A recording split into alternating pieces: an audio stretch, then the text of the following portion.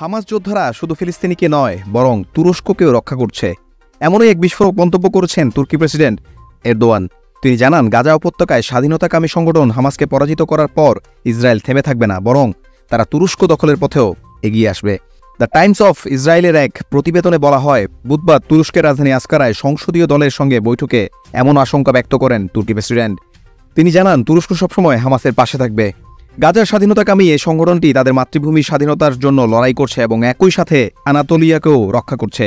Anatolia বলতে মূলত বৃহত্তর তুর্কি উপত্যকাকে বোঝাতে চেয়েছেন তুরস্ক প্রেসিডেন্ট। আনাতোলিয়ায় পশ্চিম এশিয়ার একটি উপদ্বীপ। তুরস্কের বেশিরভাগ অংশ এই উপদ্বীপেই গঠিত। আনাতোলিয়াকে ইংরেজিতে এশিয়ার মাইনর নামেও ডাকা হয়। এর আগে সোমবার তুর্কি প্রেসিডেন্ট জানান, চলমান যুদ্ধে আহত হামাসের 1000-এরও বেশি সদস্যকে তুরস্কের হাসপাতালে চিকিৎসা দেওয়া হচ্ছে। এছাড়া সম্প্রতি তিনি ইস্তাম্বুলে হামাস প্রধান ইসমাইল হানিয়ার সঙ্গেও দেখা করেছেন এবং ফিলিস্তিনের পক্ষে নিজের সমর্থন ব্যক্ত করেছেন। চলতি মাসের শুরুতেই ফিলিস্তিনি যোদ্ধাদের সমর্থনে তেল আবিবের সঙ্গে সব ধরনের বাণিজ্য বন্ধ করেছে আসকারা। শুধু তাই নয়, তুরস্ক আর ইসরায়েলের সঙ্গেও নিবিড় বাণিজ্যের সম্পর্ক বজায় রাখছে না বলেও জানান তুর্কি প্রেসিডেন্ট।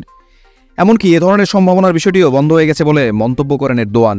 গেল মাসে হামাস যোদ্ধাদের তুর্কি স্বাধীনতা যোদ্ধাদের সঙ্গে তুলনা করেন প্রেসিডেন্ট এরদোয়ান। এতে তুর্কি প্রেসিডেন্টের বেশ প্রশংসাও করে যোদ্ধা সংগঠনটি। এক বিবৃতিতে তারা জানায়, ইসরায়েলের দখলদারিত্বের বিপক্ষে এরদোয়ানের সাহসী বক্তব্য এবং ভ্রাতৃপ্রতিম অবস্থান ফিলিস্তিনের মানুষ মনে রাখবে। ফিলিস্তিনি জনগণ তার কথা কখনোই ভুলবে না।